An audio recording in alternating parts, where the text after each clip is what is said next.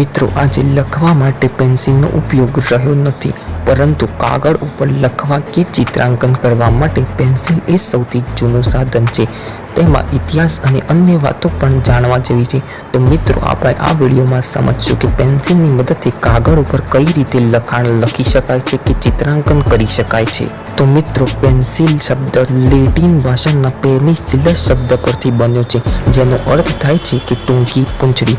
વિશ્વની પ્રથમ પેન્સિલ માટીની પૂંછડીમાં ઈસવીસન 1995માં ગ્રેફાઇટની સળી નાખીને નિકોલસ જેક્વિસ નામના વૈજ્ઞાનિકે બનાવેલી હતી.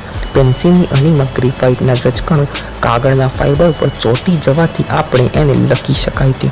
મિત્રો પેન્સિલનું લખાણ ભૂસવા રબરનો ઉપયોગ થાય છે, પણ જૂના જમાનામાં આ જ લખાણ દૂર કરવા માટે ગુંદરનો ઉપયોગ થતો હતો.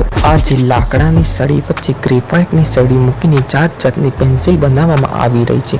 મિત્રો પેન્સિલ છોલવાનો શાર્પનર એટલે કે સંચો, જે ઈસવીસન 1828ની અંદર બર્નર્ડ લેસીમોર નામના વૈજ્ઞાનિકે શોધ્યું હતું. પેન્સિલનું સૌથી વધુ ઉત્પાદન કરતો દેશ ચીન છે.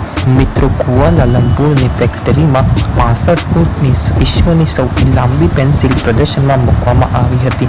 તમે પણ આ પ્રકારની માહિતી જાણવા માંગતા હોય તો આ ચેનલની સાથે જોડાયેલા રહેજો.